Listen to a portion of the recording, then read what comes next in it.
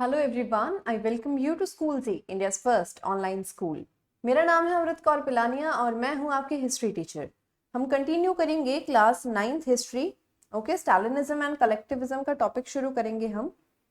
क्या था स्टालिनिज्म, कलेक्टिविज्म, ये सब आप पढ़ चुके हैं। अब स्टालिन, लेनिन, ये जो लीडर्स थे, इनकी कुछ पॉलिसीज थी, कुछ इन्होंने इकोनॉमी को, जो अर्थव्यवस्था थी रशिया की, उसको एक तरीके से प्लान करके चलने का सोचा था। और वो प्लानिंग किस तरीके से इनकी रंग लाती है, क्या क्या होता है, वो सब पढ़ लेते हैं। The period of early planned economy was linked to the disasters of collectivization of agriculture। आपको पता है कलेक्टिवाइजेशन ऑफ एग्रीकल्चर क्या होता है? सभी जो किसान थे उनकी लैंड को कलेक्ट करके उनकी नीड्स के हिसाब से उनको दी जा रही थी लैंड, ठीक है। By 1927 and 1928 the towns in Soviet Russia were facing an acute problem of grain supplies। यानी 1927-28 के आसपास जो रशियन टाउन्स थे वहां पे खाने की, अनाज की कमी होने लगी। The government fixed prices at which grains must be sold, but the peasants refused to sell their grains to the government buyers at these prices। Government ने ना उस टाइम पे जब खाने की कमी हुई उस टाइम पे कुछ रेट्स फिक्स कर दिए कि भाई गेहूं जो है, मान लीजिए कि हाइपोथेटिकली मान लीजिए कि 20 रुपए किलो के हिसाब से ही बिकेगा, लेकिन किसानों ने मना कर दिया कि हम अपनी फसल को 20 रुपए किलो के हिसाब से नहीं बेचेंगे, ठीक है। Stalin who headed the party after the death of Lenin, Lenin ने क्या था वहां पे, सोशलिज्म लाया था। उसके बाद रशिया की जो कमान थी वो स्टालिन ने संभाली। ओके, जो स्टालिन थे उन्होंने फर्म इमरजेंसी के मेजर्स को इंट्रोड्यूस किया, इमरजेंसी लगा दी, आपातकाल लगा दिया। He believed that the rich peasants and traders in the countryside were holding the stocks in the hope of higher prices. इसको कहते हैं क्या? इसको कहते हैं होर्डिंग। स्टालिन ने इमरजेंसी क्यों लगाई? स्टालिन ने इमरजेंसी इसीलिए लगाई क्योंकि उसे लग रहा था कि जो अमीर किसान हैं या फिर जो अमीर बिजनेसमैन हैं रशिया के, वो बेसिकली क्या कर रहे हैं, उन्होंने मार्केट से खाना बहुत सारा, यानी कि अनाज लार्ज अमाउंट्स में खरीद कर होर्ड कर लिए हैं, छुपा लिए हैं, इमरजेंसी के एक ऐसी स्टेज तक पहुंचने के लिए जहां पे उसी खाने का, उसी अनाज के उनको 2 गुना 3 गुना प्राइसेस मिलने लग जाए, ठीक है। Speculations had to be stopped and supplies confiscated। अब इन शक की जो सिचुएशन चल रही थी उसमें ऑफ कोर्स अगर सप्लाई किसी ने रोक के रखी है, घर पे बहुत सारा अनाज स्टोर करके रखा है, होल्ड करके रखा है, छुपा के रखा है, ऐसी सिचुएशन में उसको मार्केट में फ्लो करने के लिए जहां पे उस अनाज की बहुत ज्यादा प्राइस बढ़ गया हो, पैसा बहुत ज्यादा प्रॉफिट कमाने के लिए, तो उस सिचुएशन को हैंडल करना बहुत बहुत ज्यादा जरूरी हो जाता है। In 1928, party members toured the grain producing area, supervising enforced grain collections and raiding kulaks।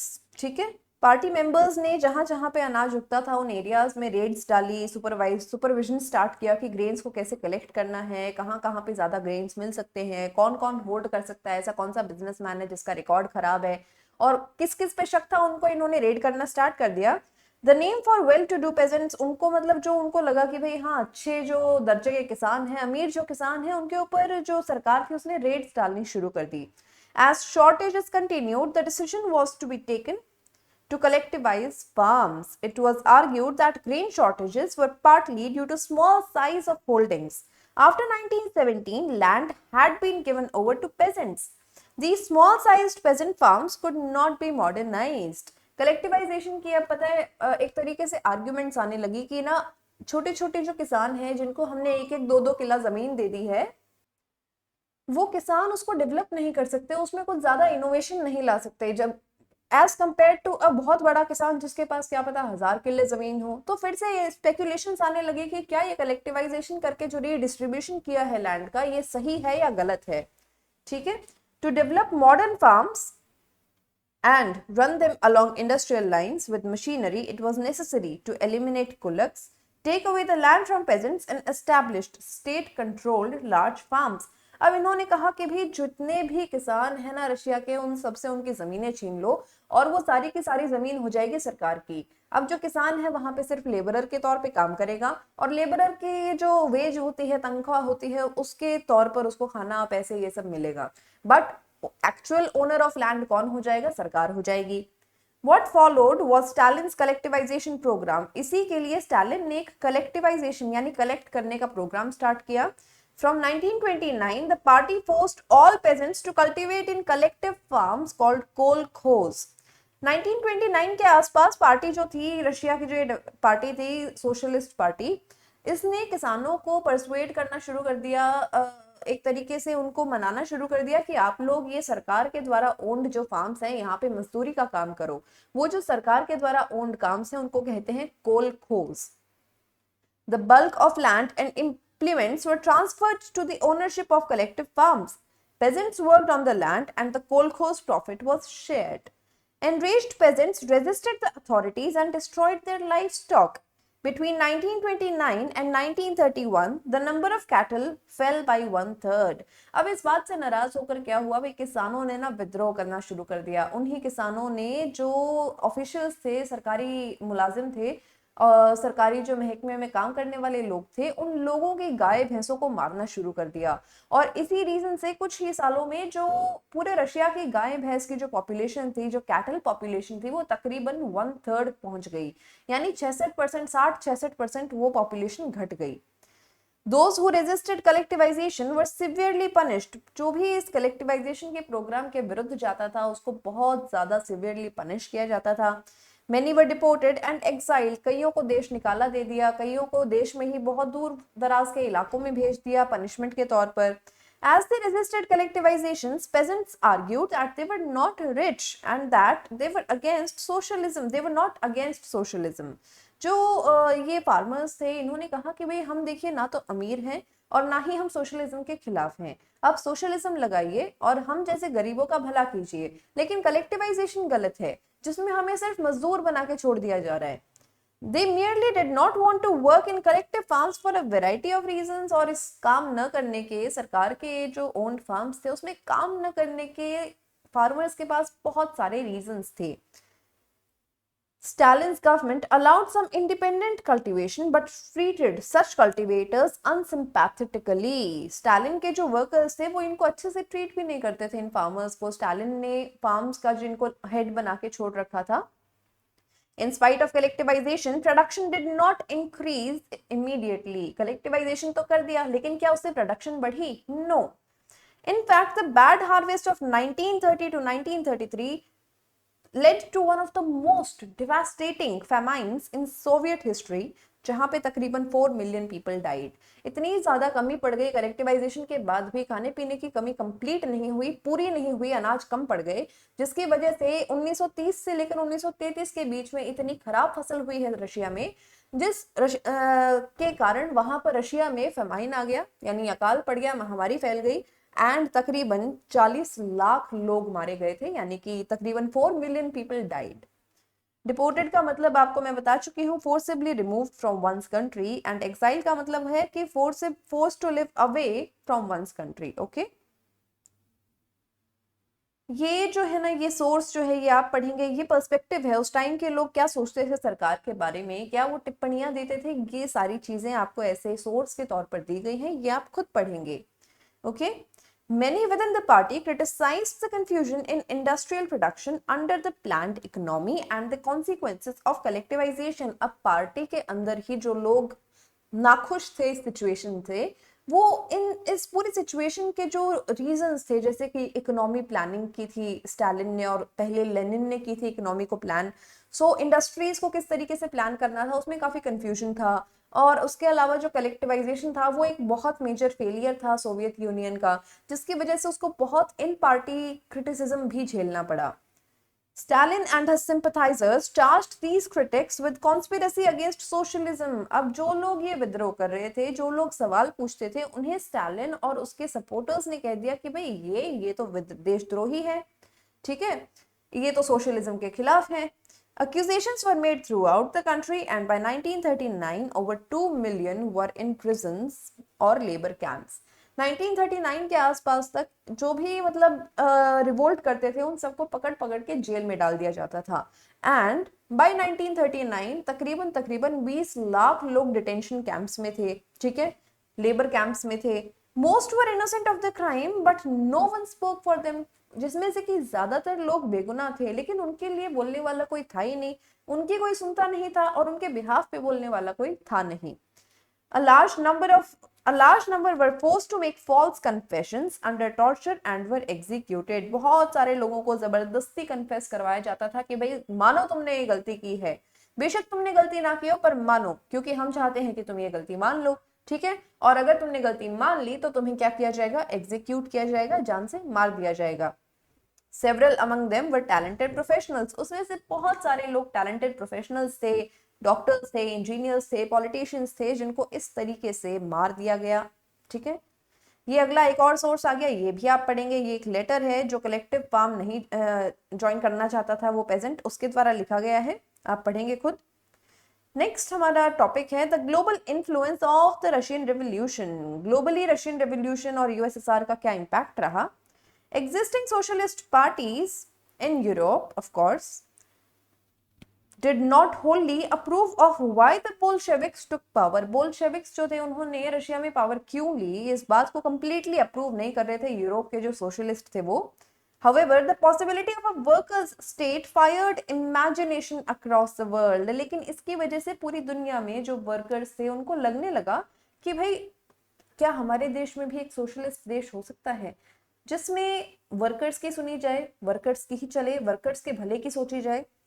In many countries, communist parties were formed, like the Communist Party of Great Britain. The Bolsheviks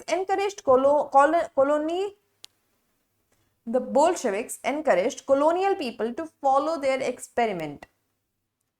पूरी दुनिया भर के अलग अलग देशों में अब क्या हो रहा था, अलग अलग पॉलिटिकल पार्टीज बन रही थी जो कि कम्युनिज्म को या फिर सोशलिज्म को सपोर्ट करती थी। और जो बोल्शेविक्स थे जो रशियन रिवॉल्यूशन के बाद पावर में आए हुए थे, उन्होंने इन पार्टीज की फॉर्मेशन को सपोर्ट भी किया, जैसे कि ग्रेट ब्रिटेन में बनी थी communist party of great Britain, ठीक है।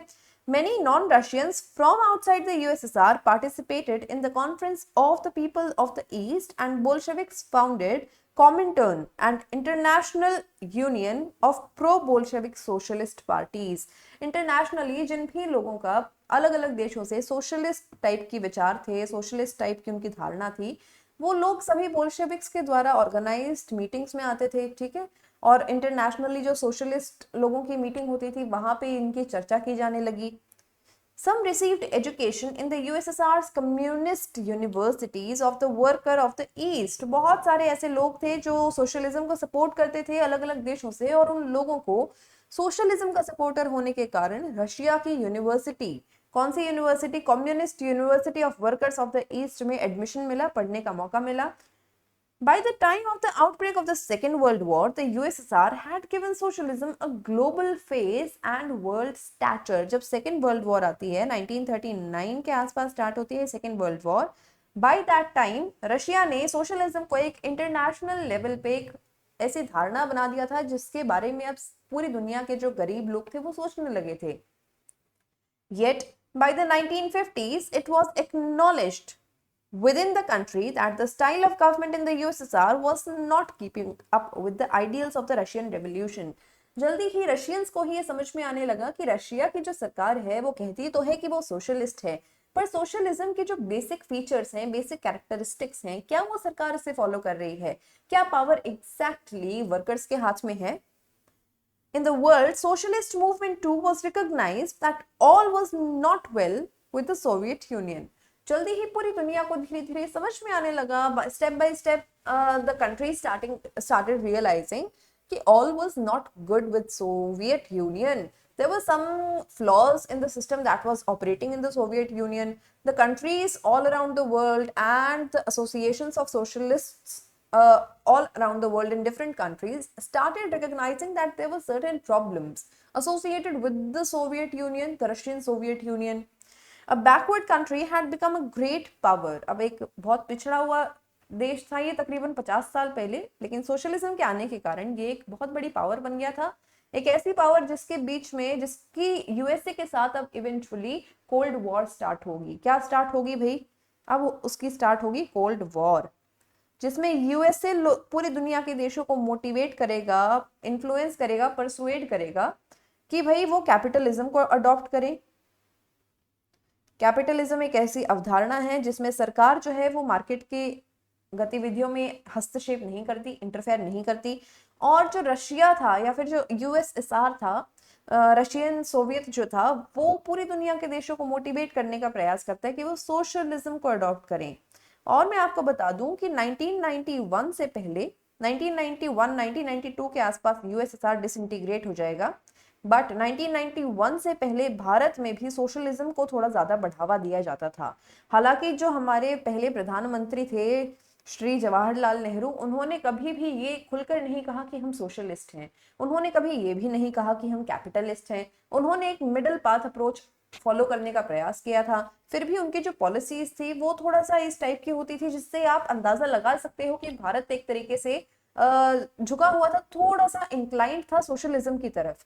फॉर एग्जाम्पल इंदिरा गांधी जी का नारा था गरीबी हटाओ, ठीक है। और इसी तरीके से आप देख सकते हो कि 1991 तक लोगों को सब्सिडीज ज्यादा दी जाती थी, ठीक है। टैक्सेस और कॉर्पोरेट्स यानी कंपनीज पे टैक्सेस 97% टैक्स भी लगता था कुछ कंपनीज पे।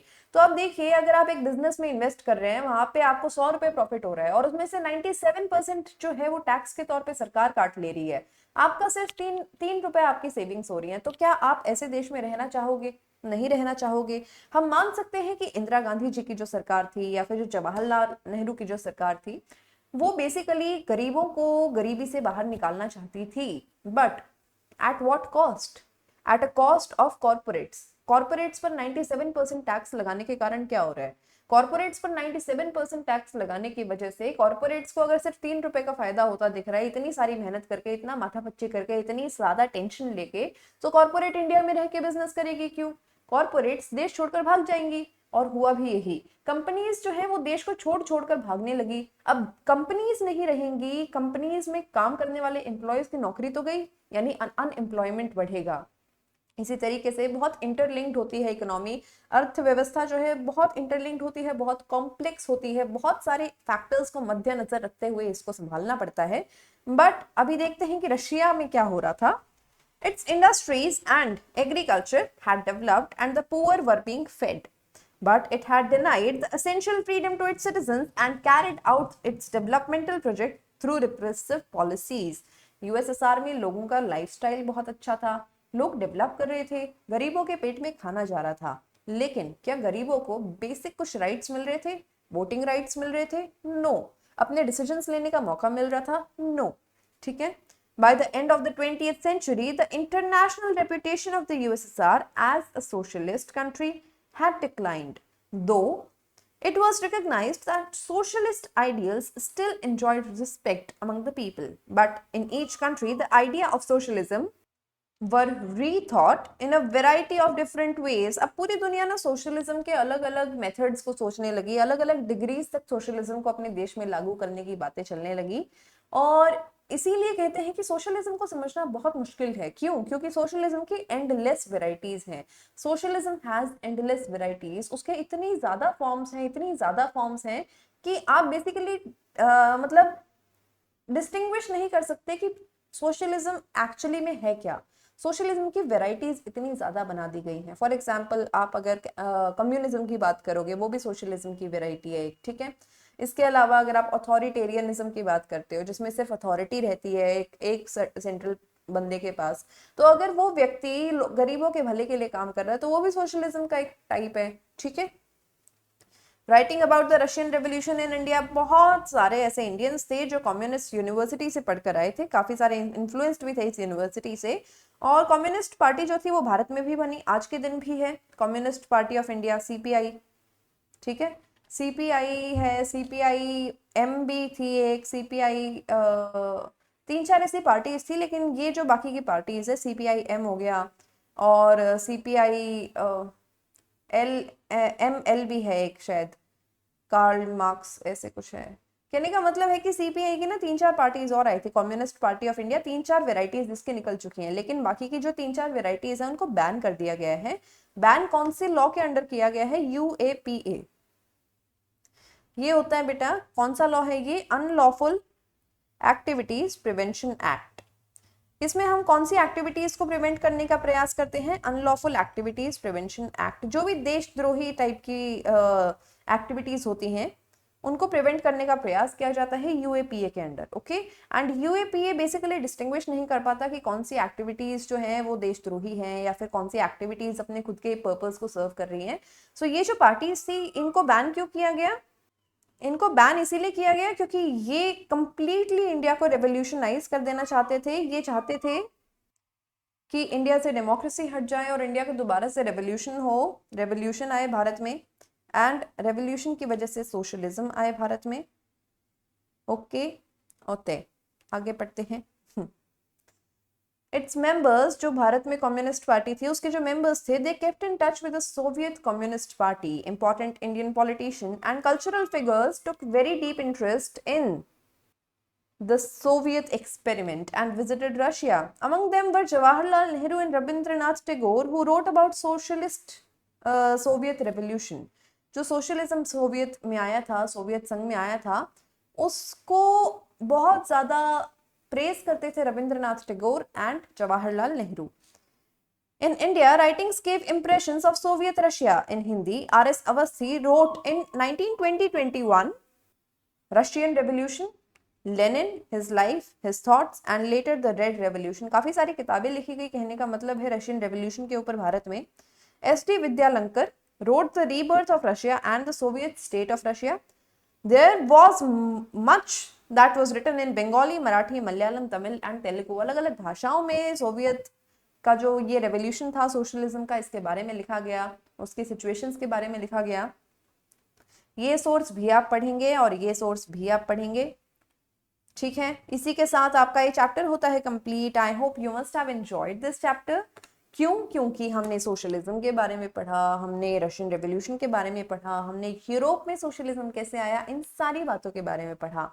So this was a very very interesting and a very knowledge imparting chapter, and I hope you must have enjoyed this chapter. I hope I must have been able to impart this knowledge to you in a very efficient manner. So this class was presented to you by Schoolzy, India's first online school. मेरा नाम है अमृत कौर पिलानिया। हम मिलेंगे next class में, तब तक के लिए आप अपना ध्यान रखिए, पढ़ते रहिए। Thank you and bye bye.